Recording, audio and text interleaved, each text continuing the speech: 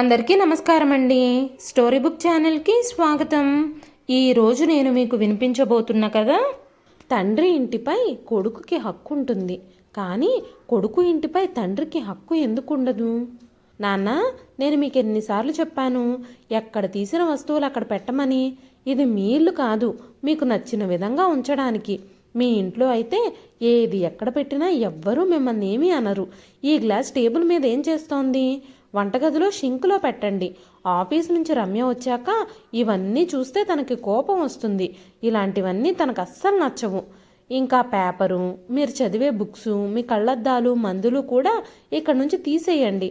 రమ్యకి drawing room నీట్గా శుభ్రంగా ఉండాలి. నేను ఈలోపు రమ్య కోసం కాఫీ కలుపుతాను. తన ఆఫీస్ నుంచి వచ్చే టైం అయింది.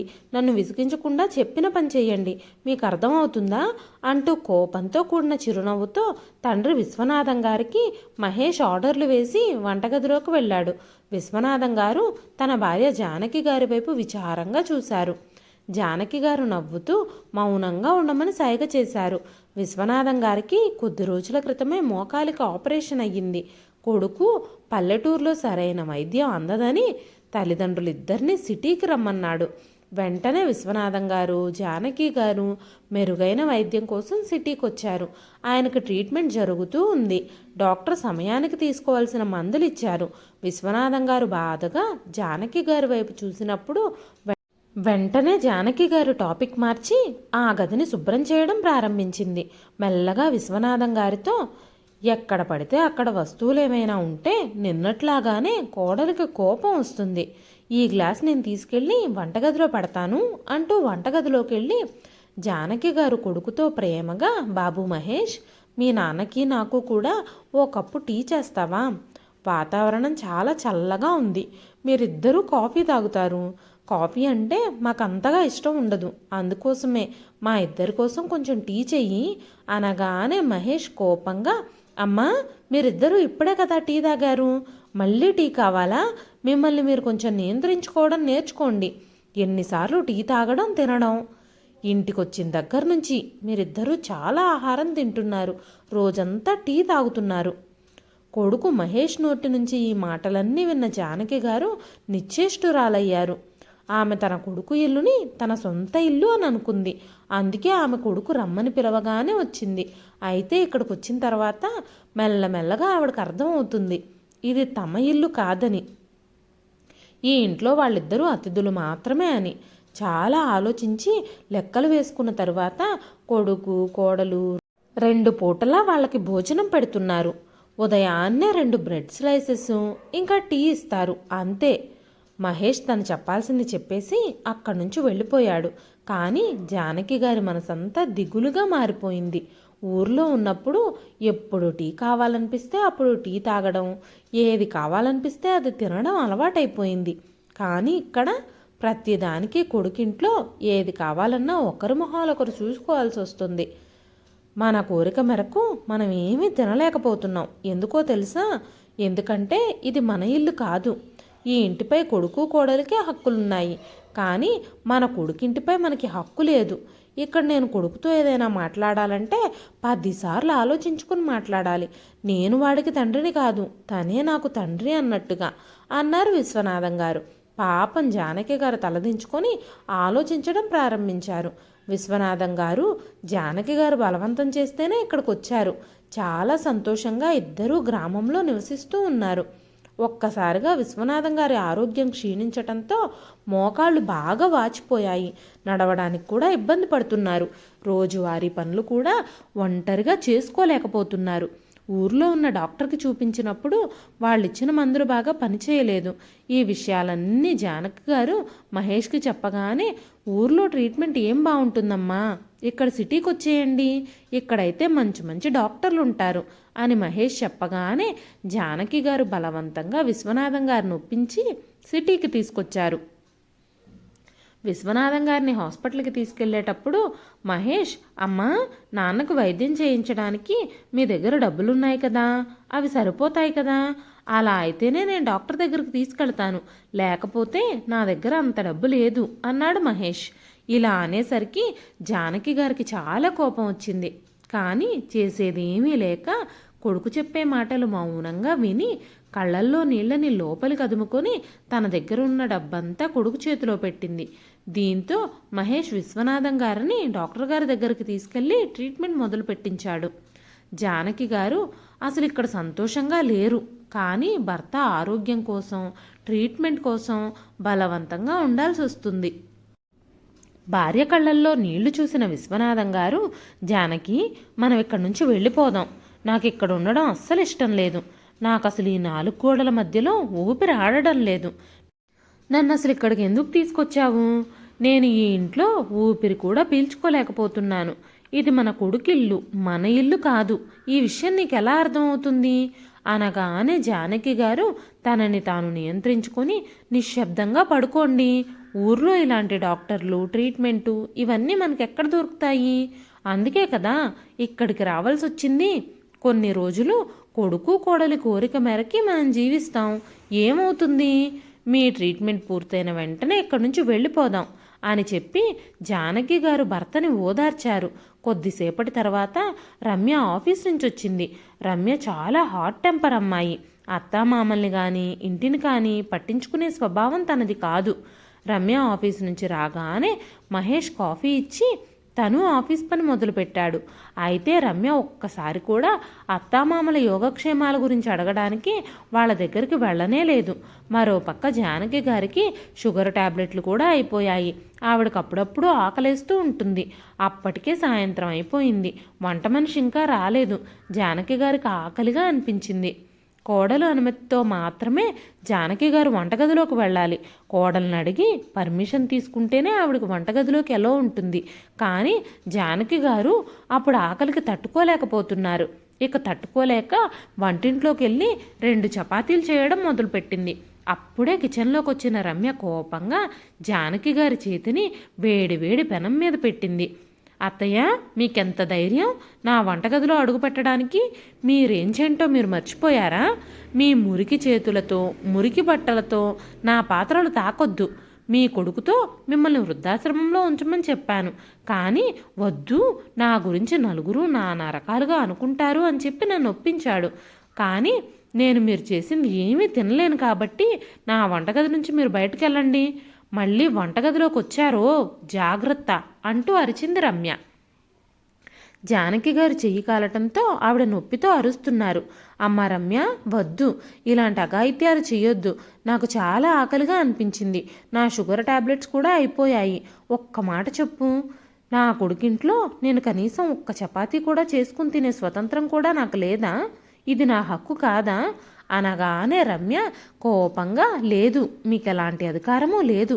ఇప్పుడు మహేష్ మీ కొడుకు కాదు, నా భర్త మాత్రమే. మీకు ఆకలిగా ఉంటే ఇరుగు పొరుగు వాళ్ళ దగ్గరికి వెళ్ళి అడుక్కు తినండి. ఇప్పుడు నా వంటగది నుంచి దూరంగా వెళ్ళిపోండి, లేదంటే నేను మీ మరో చేతిని కూడా కాల్చేస్తాను. నువ్వు ఎక్కువగా వాదిస్తే నిన్ను పొయ్యి మీద కూర్చోబెడతాను. డట్టి లేడీ, నా వంటగదంతా మురికి చేసేసింది అంటూ రమ్య జానకి గారిని వంటగది నుంచి బయటకు నెట్టేసింది. ఆవిడకి అక్కడ తరచుగా అలా జరుగుతూనే ఉండేది. మహేష్ కొన్నిసార్లు ఆఫీస్ పని మీద కొన్ని రోజులు వేరే ఊరికి వెళ్ళినప్పుడు రమ్య 2-3 రోజులు వంటగదికి తాళం వేసేసేది. తను మాత్రం ఫుడ్ ఆర్డర్ చేసుకొని తినేది, నిద్రపోతూ ఉండేది. జానకి గారు ఆకలిని తట్టుకోగలిగేదే కానీ విశ్వనాథం గారు ఆకలితో బాధపడ్డం చూసి జానకి గారు తట్టుకోలేకపోయేవారు. చేసేదేం లేక జానకి గారు పక్కింటి అరుణ తలుపు తట్టారు. లోపల నుంచి అరుణ స్వరం వినిపించింది. ఎవరు తలుపును విరగ్గొట్టేలా కొడుతున్నారు అని. జానకి గారు తలుపు కొడుతూనే ఉన్నారు. అరుణ తలుపు తీయగానే జానకి గారు, అమ్మ అరుణ, ఈరోజు మీరేం తిన్నారు? నువ్వు బయట నుంచి ఫుడ్ ఏమైనా ఆర్డర్ చేస్తే అది మిగిలిపోతే నాకు ఇస్తావా?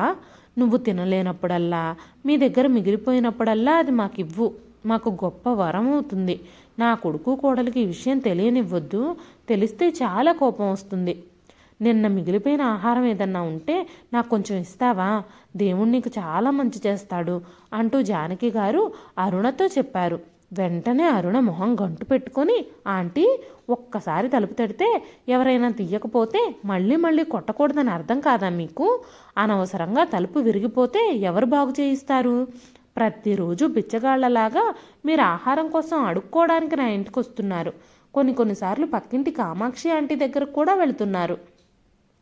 మీ కొడుకు కోడలు మిమ్మల్ని సరిగ్గా చూసుకోవడం లేదా?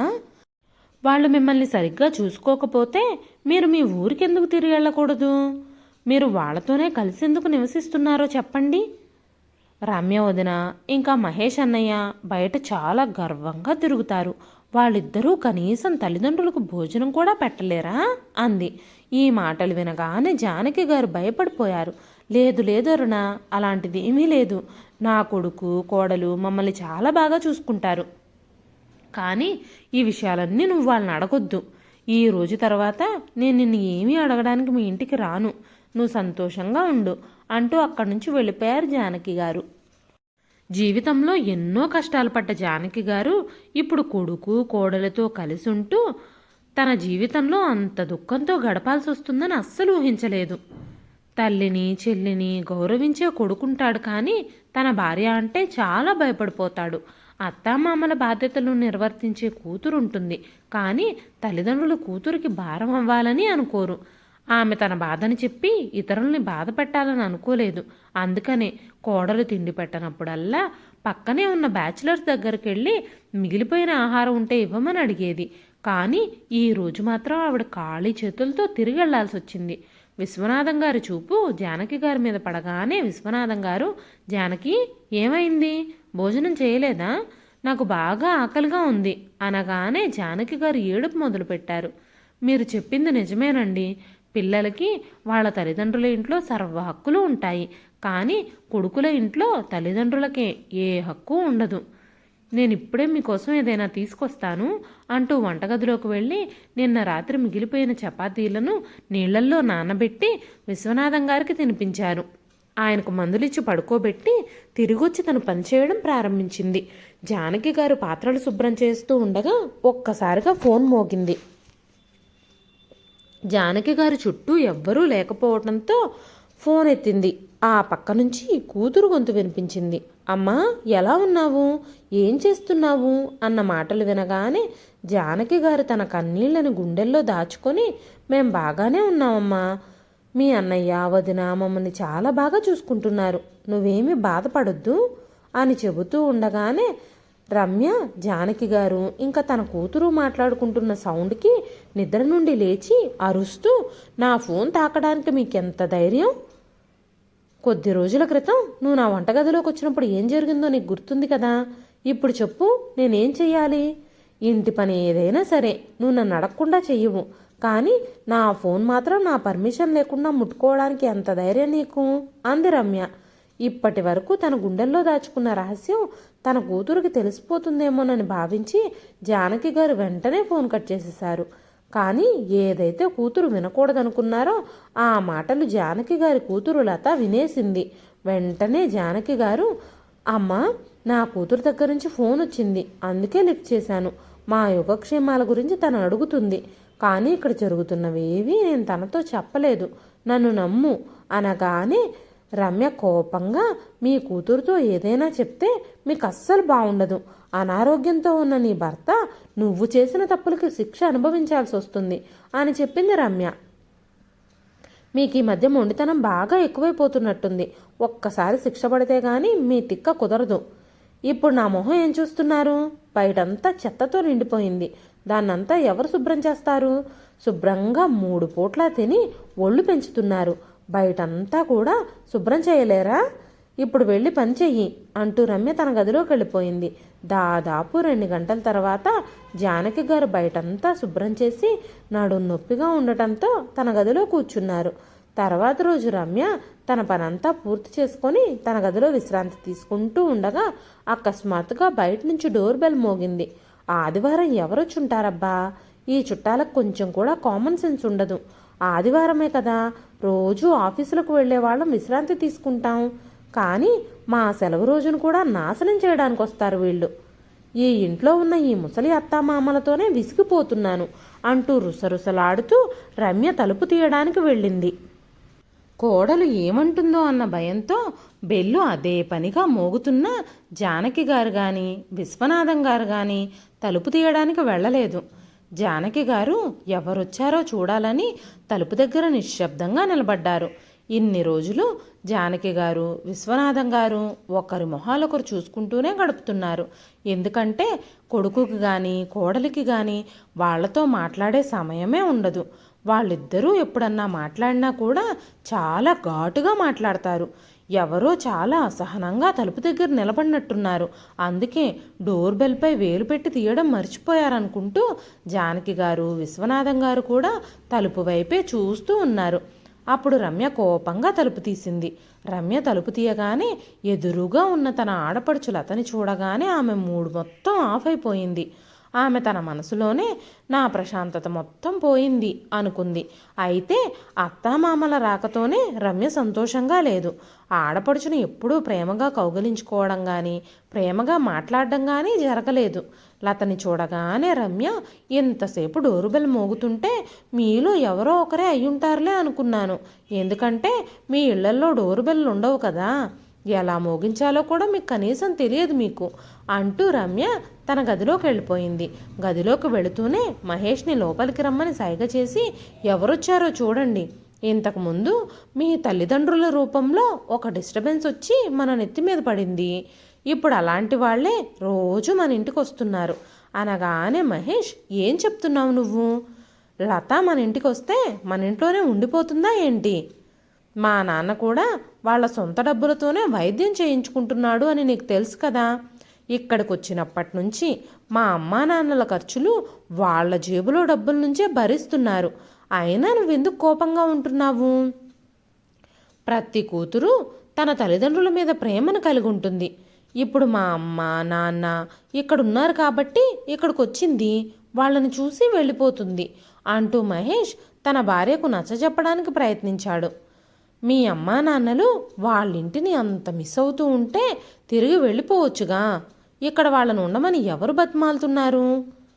ఆడపడుచులు ఎప్పుడూ ఏమీ ఇవ్వడానికి రారు, తీసుకోవడానికి మాత్రమే వస్తారు. ఎప్పుడు చూసినా సరే ఏదో ఒక నస అనగానే మహేష్ మా చెల్లెలు వచ్చిందన్న సంతోషానికి బదులుగా ఇలాంటి పిచ్చి మాటలు ఎందుకు మాట్లాడుతున్నావు అన్నాడు. ఆవిడ మీకు చెల్లెలు, నాకేమీ కాదు. ఏది ఏమైనప్పటికీ నా ఆదివారం మొత్తం స్పాయిల్ చేసేసే హక్కు మీకెవరిచ్చారు? ఆవిడకి ఏం లాభం వస్తుందో తెలియదు, ఎప్పుడు చూసినా ఆదివారమే వస్తుంది. మీరు వాళ్ళతో కూర్చొని ఎంతసేపైనా కబుర్లు చెప్పుకోండి, నేను కాసేపు రెస్ట్ తీసుకోవాలనుకుంటున్నాను.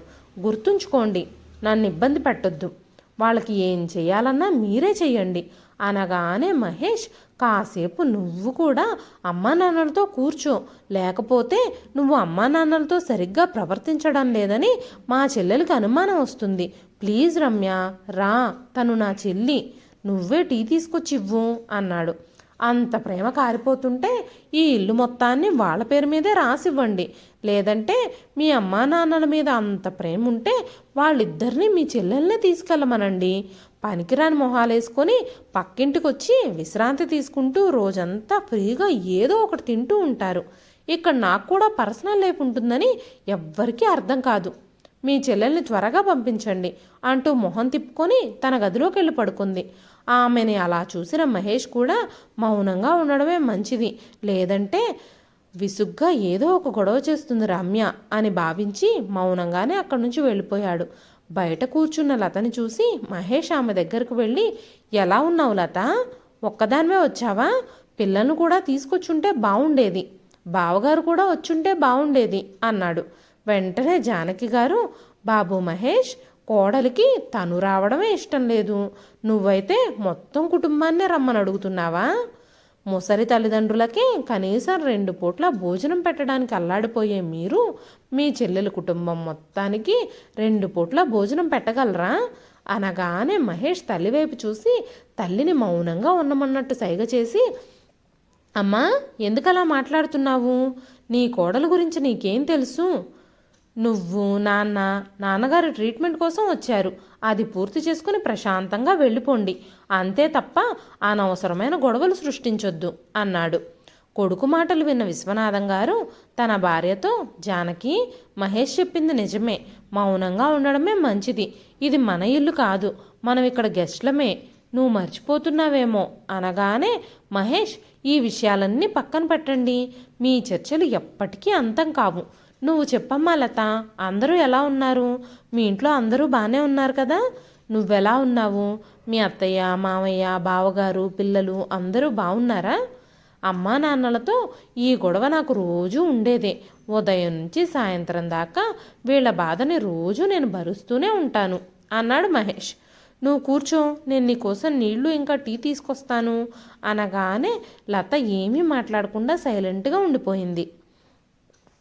ఆమెకి తెలుసు ఆమె రావడం అన్నయ్యకి కానీ వదినకి కానీ ఇష్టం లేదని.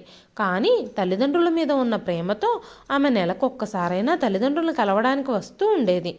ఇంతకు ముందు దాకా తల్లిదండ్రులు ఇద్దరూ ఊర్లో సొంత ఇంట్లో నివసించేవారు కాబట్టి తను ఎప్పుడూ ఇబ్బంది పడలేదు. కానీ ఇప్పుడు అన్నయ్య వదినల ఇంట్లో ఉంటున్న దగ్గర నుంచి వాళ్ళ ఇంటికి రావడం లతకి ఇష్టం లేకపోయినా తల్లిదండ్రుల కోసం బలవంతంగా రావాల్సి వస్తుంది. జానకి గారు ఏడుస్తూ, లత, మేమిక్కడ ఉండడం మీ అన్నయ్య వదినలకు ఇష్టం లేదు. అలాంటప్పుడు నువ్వు కూడా పదే పదే ఎందుకు వస్తున్నావు? ఈ ఇంటిపై మాకు ఎలాంటి హక్కు లేదు.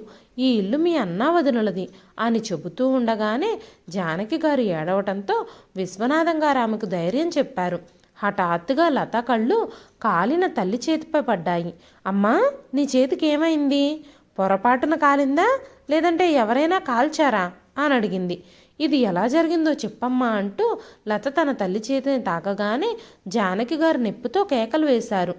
ఇప్పుడు నేనేం చెప్పాలి? ఒకరోజు మీ వదిన విశ్రాంతి తీసుకుంటూ ఉంటే నేను చపాతీలు చేసుకుందామని కిచెన్లోకి వెళ్ళాను.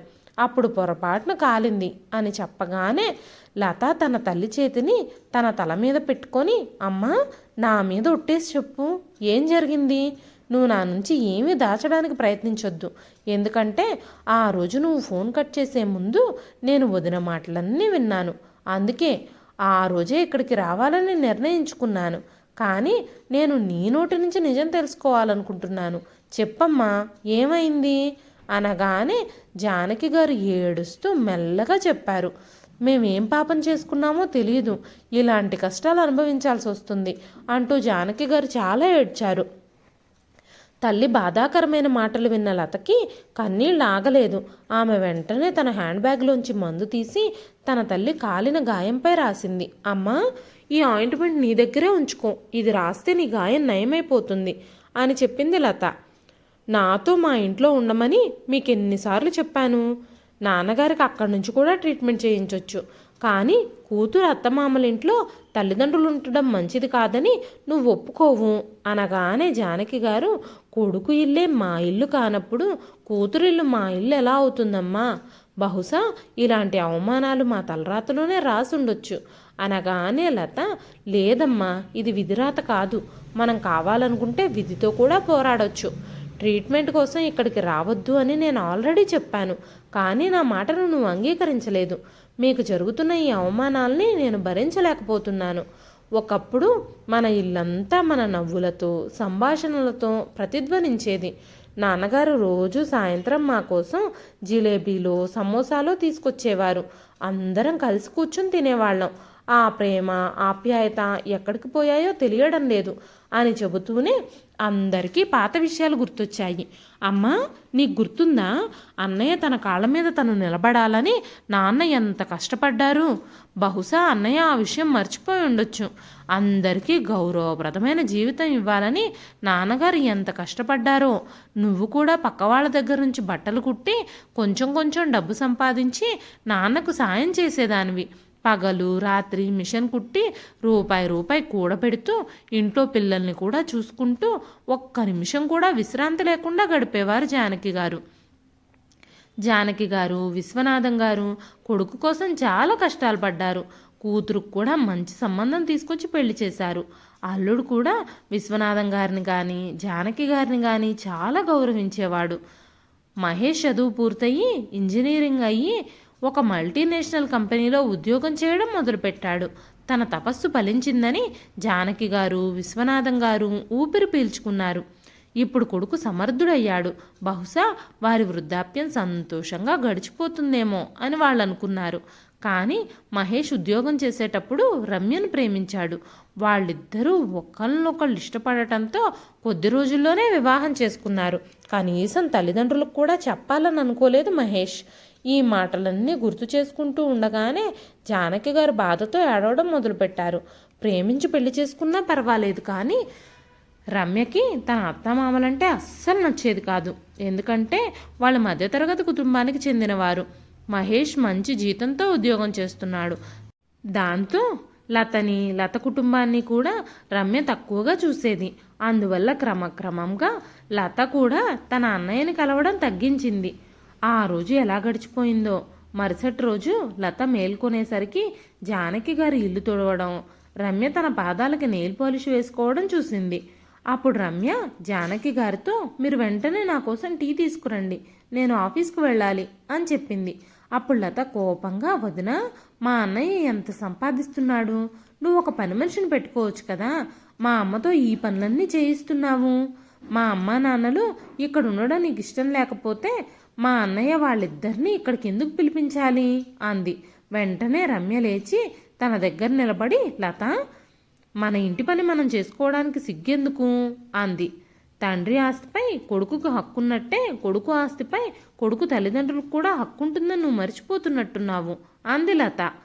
లత ఇంకేమీ మాట్లాడకముందే జానకి గారు లతని ఆపి, లత, నువ్వేమీ మాట్లాడకు, మీ నాన్నకు ట్రీట్మెంట్ జరగనివ్వు, ట్రీట్మెంట్ పూర్తవగానే మేము ఇక్కడి నుంచి వెళ్ళిపోతాం. రమ్య మాటలకి నువ్వేం బాధపడొద్దు, చూద్దాం, ఏదో ఒక రోజు తను కూడా మమ్మల్ని అర్థం చేసుకోవడం మొదలు పెడుతుంది. ఆ రోజు ఎప్పుడొస్తుందో, కోడలు తన తప్పులు ఎప్పుడు గ్రహిస్తుందో ఎవరికి తెలిసేంటి? పని మనిషిగా కాకుండా ఆమె మిమ్మల్ని అత్తగా లేదంటే తల్లిగా ఎప్పుడు పరిగణిస్తుంది అని చెప్పి లత జానకి గారిని తీసుకొని గదిలోకి వెళ్ళిపోయింది. తల్లి కూతుళ్ళిద్దరూ బాధలు సంతోషాలు పంచుకోవడం మొదలుపెట్టారు. కొన్ని రోజుల తర్వాత మహేష్ ఇంకా రమ్యల వివాహ వార్షికోత్సవం వచ్చింది. ఫంక్షన్ కోసం చాలామంది అతిథులు వచ్చారు. లతా భర్త వినయ్ కూడా కుటుంబ సమేతంగా వచ్చి అభినందనలు తెలిపాడు. రమ్య కుటుంబంలోని వాళ్ళందరూ కూడా వచ్చారు. ఇప్పుడు లత తన అన్నావదినల సంతోషంలో పాలు పంచుకోవడానికి ఆ ఇల్లంతటినీ అలంకరిస్తూ ఉంది. అంతలోనే రమ్య అక్కడికి వచ్చి, ఏం చేస్తున్నావు లత నువ్వు అని అడిగింది. వెంటనే లత, వదినా, ఈరోజు మీ వివాహ వార్షికోత్సవం కదా, అందుకే గుమ్మాలకు తోరణాలు కడుతున్నాను, ఇలా కట్టడం వల్ల చాలా శుభం జరుగుతుంది అని చెప్పింది. వెంటనే రమ్య కోపంగా, ఆ తలుపు మీద నుంచి వాటిని తీసేయి, ఈ మూఢనమ్మకాలన్నింటినీ నేను నమ్మను, దేవుడి పేరు చెప్పి నా ఇంటిని ఇలా మురికిగా చెయ్యొద్దు అని చెప్పగానే జానకి గారు కోడలి మాటలకు బాధపడితే లత ఆశ్చర్యపోయింది. రమ్య అందరి ముందు నవ్వుతూ కుటుంబ సభ్యుల దగ్గరికి వెళ్ళి లతతో, మీరు ఏం చెయ్యాలనుకుంటున్నా మీ ఇంట్లో చేసుకోండి, ఈ ఇంట్లో నన్ను అడగకుండా ఒక్క ఆకు కూడా కదలదు అంటూ జానకి గారితో, మీ కూతురుతో మీరు చెప్తారా నన్ను చెప్పమంటారా అంటూ రమ్య కళ్ళు పెద్దవి చేసి జానకి గారిని భయపెట్టడానికి ప్రయత్నించింది. అప్పుడే లత ముందుకొచ్చి, ఎవ్వరికీ ఏమీ వివరించాల్సిన అవసరం లేదు అని చెబుతూనే లత కళ్ళల్లో నీళ్లు తిరిగాయి. ఆమె తన భర్త వినయ్ వైపు చూస్తే అతను మౌనంగా ఉండమని సైగ చేశాడు. ఈ రోజు వరకు ఇలాంటివేమైనా ఉంటే ఇంటి 4 గోడల మధ్య ఉండేవి. ఈరోజు బయట వాళ్ళ ముందు కూడా రమ్య తన పొగరు చూపించడం మొదలుపెట్టింది. రమ్య మహేష్తో లత మీద చాడీలు చెప్పడంతో భార్యాభర్తలిద్దరూ బంధువులు ఎదుట గొడవ పడ్డారు. లతాకి ఇది అస్సలు నచ్చకపోవటంతో ఇద్దరిని ఆపే ప్రయత్నం చేసింది.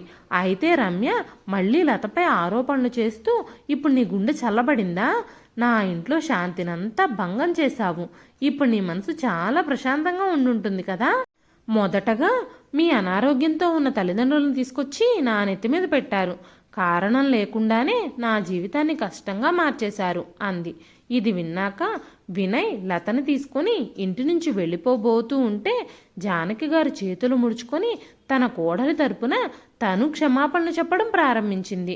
వెంటనే వినయ్ అత్తయ్య గారి చేతులు పట్టుకొని, లేదత్తయ్య గారు, మీరెందుకు క్షమాపణలు చెప్తున్నారు, ఇంటి కోడలు ఇలాంటి పొగరుబోతైతే అత్తగారు ఎలా సంబంధాలు కాపాడగలుగుతుంది, మావయ్య గారి ట్రీట్మెంట్ కోసం మీరు అవన్నీ భరించాల్సిన పని లేదు, మీకు అభ్యంతరం లేకపోతే మా ఇంటికి రండి, మీరు కూడా నా తల్లిదండ్రులతో సమానమే, మా తల్లిదండ్రుల కంటే మిమ్మల్ని నేను ఎప్పుడూ తక్కువగా భావించలేదు, మీ కొడుకు మీ గౌరవాన్ని కాపాడుకోలేనప్పుడు మీరు వాళ్ళింట్లో ఎందుకుంటున్నారు అని మాట్లాడుతూ ఉండగానే రమ్య వచ్చి, మా ఇంటి విషయాల్లో మీరు ఎందుకు జోక్యం చేసుకుంటున్నారు? ఆ హక్కు మీరెవరిచ్చారు? ఇక్కడికి రావడానికి అసలు మీకు ఎవరు అనుమతి ఇచ్చారు? మీ భార్యను తీసుకుని వెంటనే ఇక్కడి నుంచి వెళ్ళిపోండి, అదే మీకు మంచిది అంది రమ్య. అప్పుడు జానకి గారు ముందుకొచ్చి రమ్య చెంప మీద లాగిపెట్టి కొట్టి, సిగ్గులేదా నీకు? నువ్వు మీ అత్తగారిని మామగారిని గౌరవించవు, ఇప్పుడు మా ఇంటి అల్లుడిని కూడా దూషించడం మొదలుపెట్టావా? నీకు ఈ హక్కు ఎవరిచ్చారు? నేను నోరు తెరిస్తే నీ అహంకారం అంతా బయటపడుతుంది. నువ్వు ఈ ఇంట్లో చాలా గర్వంగా నివసిస్తున్నావు. నీ భర్త ఈ ఇంటిని ఎలా కొన్నాడో నువ్వు అడిగావా? ఈ ఇల్లు కొనడానికి సంబంధించిన డబ్బంతా నా భర్తది. ఈరోజు మేం మీకు ఇచ్చిన డబ్బు మొత్తం మాకు తిరిగి ఇవ్వమని నీ భర్తను అడుగు, లేదంటే ఇంటి నుంచి మీరిద్దరూ బయటికి వెళ్ళిపోండి.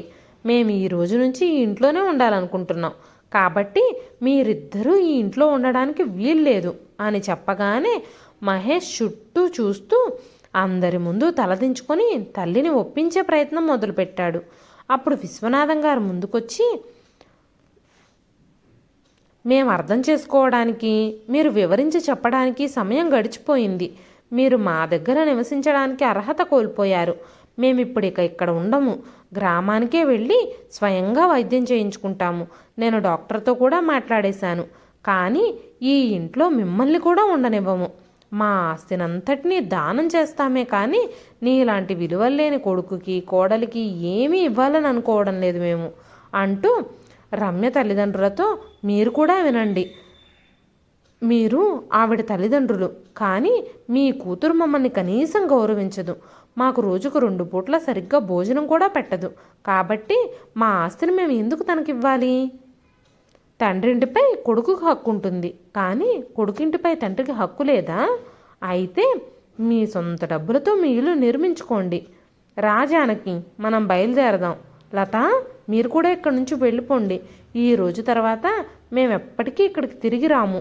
నువ్వు రావాలనుకుంటే మమ్మల్ని ఎప్పుడు కలవాలనిపిస్తే అప్పుడు మా ఇంటికి రా అనగానే మహేష్ తల్లిదండ్రులకు క్షమాపణలు చెప్పడం మొదలుపెట్టాడు.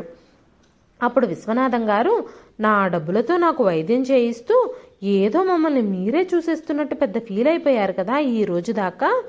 నీ భార్య ఎక్కడుండాలనుకుంటే అక్కడ ఉండండి మీరిద్దరూ, కానీ వెంటనే నా ఇల్లు ఖాళీ చేయండి, లేకపోతే నేను పోలీసులకు కంప్లైంట్ ఇస్తాను. ఎందుకంటే ఈ ఇల్లు కొనడానికి వెళ్ళినప్పుడు డబ్బు మొత్తం నేనే కట్టాను. అంతేకాకుండా ఈ ఇల్లు కూడా నా పేరు మీదే రిజిస్ట్రేషన్ అయ్యింది. మీరు ఈ ఇల్లు కావాలనుకుంటే ఆ డబ్బు మొత్తం నాకు తిరిగి ఇవ్వండి అని చెప్పి విశ్వనాథం గారు జానకి గారి చెయ్యి పట్టుకుని గదిలోకి వెళ్ళారు. మరుసటి రోజే అల్లుడు మామగారికి అత్తగారికి టికెట్లు బుక్ చేసి గౌరవంగా రైల్లో కూర్చోబెట్టాడు. ఇద్దరూ తమ సొంత ఊరికి వెళ్ళిపోయి తమ ఇంట్లో సంతోషంగా జీవించడం ప్రారంభించారు. ఇక్కడ మహేష్ ఇంకా రమ్య ఇష్టం లేకపోయినా ఇంటి నుంచి బయటకు వెళ్లాల్సి వచ్చింది. వినయ్కి తెలిసిన లాయర్కి అన్ని బాధ్యతలు విశ్వనాథం గారు అప్పగించడంతో ఆయనే స్వయంగా మహేష్ ఇంకా రమ్యలతో ఆ ఇల్లు ఖాళీ చేయించారు. ఎట్టకేలకు మహేష్ రమ్యలు ఆ ఇంటిని ఖాళీ చేయాల్సి వచ్చింది. అత్తామామలకు సేవ చేయలేని, గౌరవం ఇవ్వలేని వ్యక్తులకు తమ ఇంట్లో ఉండే అర్హత లేదని రమ్య తల్లిదండ్రులు కూడా ఆమెకు ఆశ్రయం ఇవ్వలేదు. నువ్వు చేసిన ఈ పనుల వల్ల మా కోడలు కూడా మాపై కోపంగా ఉంది. ఎవరైనా మిమ్మల్ని ఇష్టపడతారని, మిమ్మల్ని ఆదరిస్తారని ఆశించొద్దు అని చెప్పి రమ్యని బయటకు పంపించేశారు. రమ్య ఇంకా మహేష్ అద్దె ఇల్లు కోసం వెతుక్కోవడం మొదలుపెట్టారు. లత తన తల్లిదండ్రులను చూడాలనిపించినప్పుడల్లా వాళ్ళ ఇంటికి వెళుతూ తన తల్లిదండ్రులతో సంతోషంగా గడుపుతూ ఉండేది. గౌరవం లేని చోట బాంధవ్యాలు ఏర్పరచుకోవాల్సిన అవసరం లేదు. అందుకే జానకి గారు, విశ్వనాథం గారు కొడుకు కోడలితో అన్ని బాంధవ్యాలు తెంచుకున్నారు. ఇదండి ఈరోజు కథ.